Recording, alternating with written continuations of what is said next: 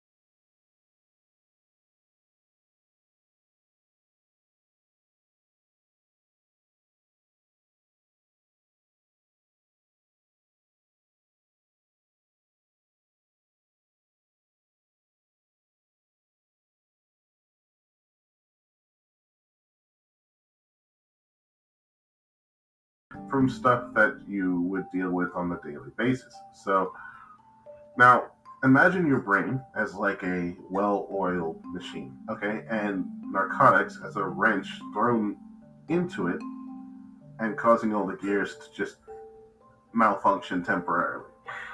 This influx of dopamine that your body gets from these narcotics and drugs um, disrupts that brain-like normal function that your body has. Um, Rather, it stops the gears from turning, if you will, and it makes it crave more of the substance that's caused by the dopamine. That's a form of pleasure. Like when you get something that you really like, for example, sugar. When you eat it, you feel good. You like it. If it tastes good, at least. I hope it tastes good. And you want more of it. Well, your brain acts the same way when dopamine is injected into it as a rush from whatever drug or such that gives it that feeling. So, but, why is this important in the context of learning and empathy in the first place? Well, addictions, as we'll further explore, can impair an individual's ability to learn and make rational decisions. It's not just about seeking pleasure, it's also about pain and withdrawal. And as you know from what we've been discussing over the last couple of episodes, the learning types, the way people learn, the different types of narcotics and the drugs that they have, like I'm building up to something, okay? I'm sorry. It basically prevents them from making the decisions that they need, okay? And like I said, it's not always about seeking pleasure. In some people's cases, those extra drugs are about avoiding pain or withdrawal. They don't want to deal with the repercussions of not getting what they want.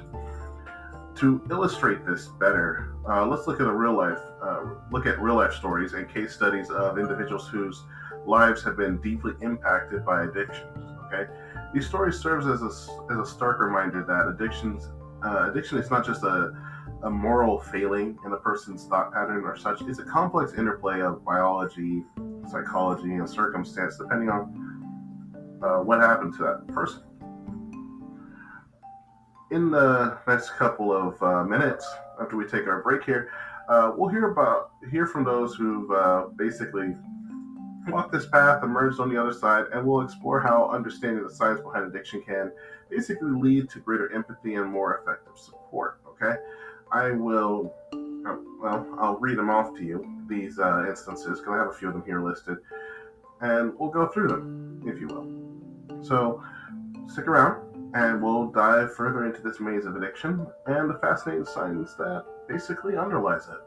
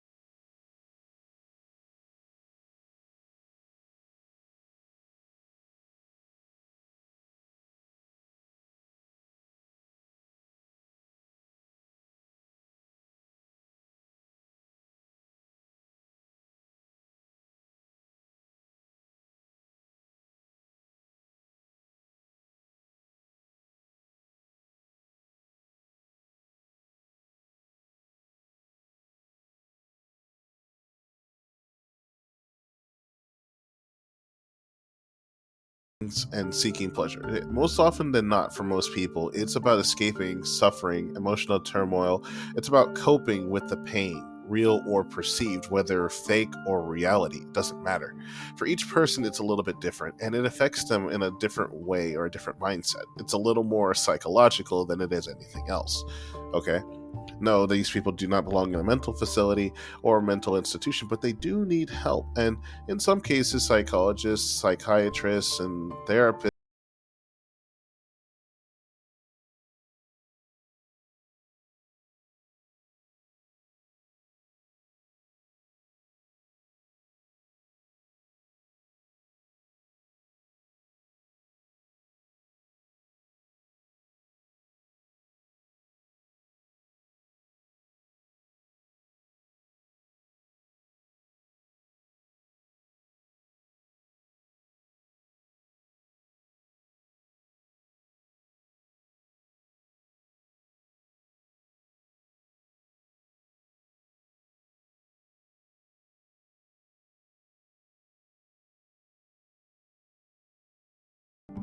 her and a lot of others face.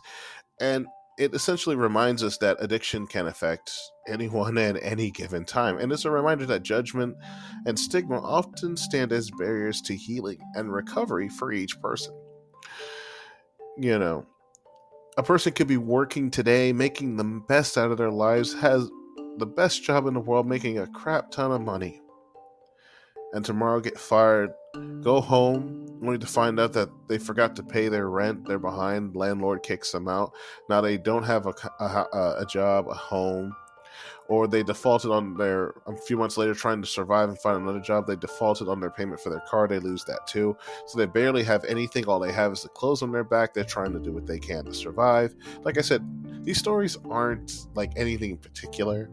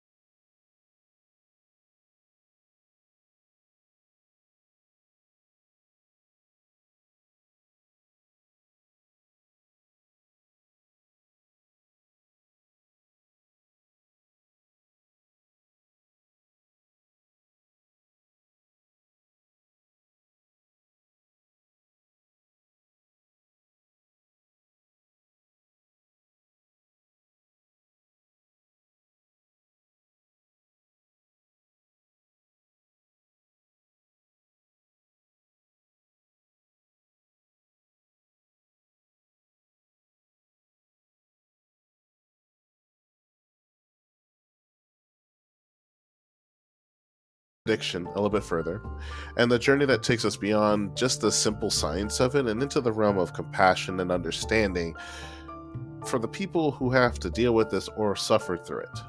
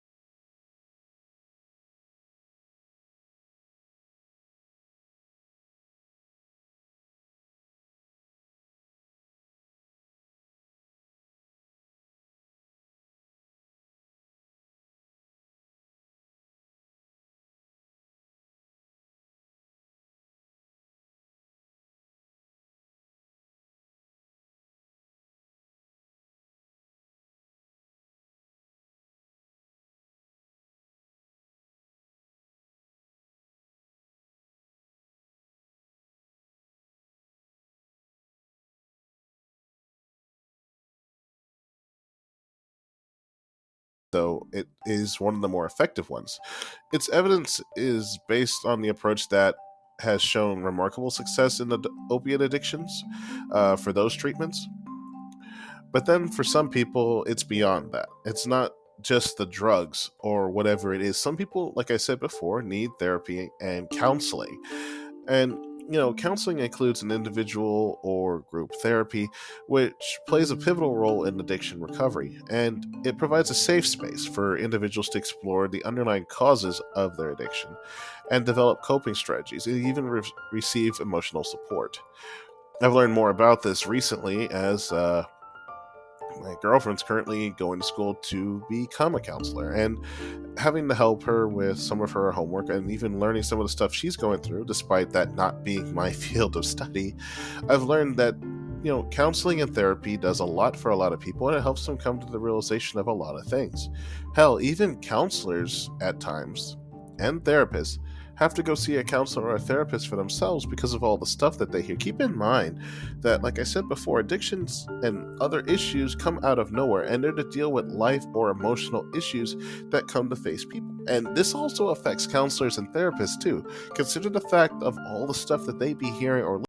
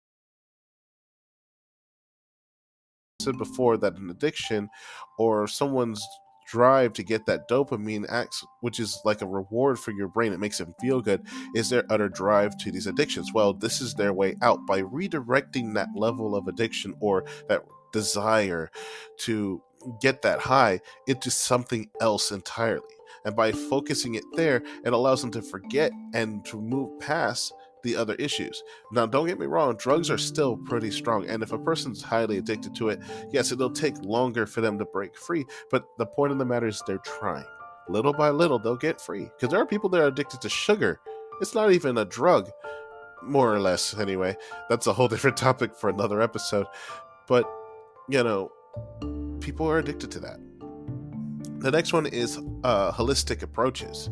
Holistic treatments, including yoga, meditation, and art therapy, can complement traditional methods of addiction treatment. They focus on healing the mind, body, spirit as a whole. Now, while personally, and I'm just saying this is just from a personal note, I don't really care too much for yoga, plus it kind of creeps me out. For some people, it helps them. Art therapy, I could probably get along with. I've seen people do it. I've tried it. It's a calming effect. I don't really know how meditation works, but I can dive into that if you'd like. There's a topic for a future episode. And then there's holistic treatments. Now, each one of these things I'll probably dive into a little bit more in future episodes if people ask for them. But for the most part, they bring up or help people focus on their healing as a whole, not just on the topic of whatever it is. It's important to remember that the journey to recovery is often marked by setbacks and challenges, okay? Relapse is part of people's recovery stories for a reason, because there are things that happen, circumstances, people, events, triggers, stuff like that causes people to relapse, not relax. If they could relax, this would solve a lot of problems. It's not a sign of failure, but an opportunity for growth and learning. And like I mentioned before in previous episodes, failure is never the end. You don't learn anything if you always succeed. Sometimes you have to fail, whether you want to or you don't, okay? Now, let's talk about the power of support networks and community resources. Family and friends often play a vital role in an individual's recovery journey. Their understanding, encouragement, and patience can make the world of difference for a person, especially if they feel alone, left out in the world. No one's willing to help them, that everybody's against them, that the world hates them. This helps them. Community resources such as recovery centers, peer support programs, they offer essential assistance to those on the path to recovery. They provide education, advocacy, and a sense of belonging that a lot of people don't have or they need. Recovery it's not a destination. Let me put it that way, okay? It's a lifelong journey. It requires dedication, resilience, and an unwavering support. And as countless individuals have shown, it's a journey worth taking for most people, okay? Just something to keep in mind. So, with that being said, we're going to take another short break here so that one I can breathe. And so, everyone listening can get a grasp on everything that I just said. And in our next segment, we'll take a closer look at how addiction can impact an individual's cognitive abilities, including memory and learning. And we'll also discuss strategies for rebuilding cognitive skills during recovery.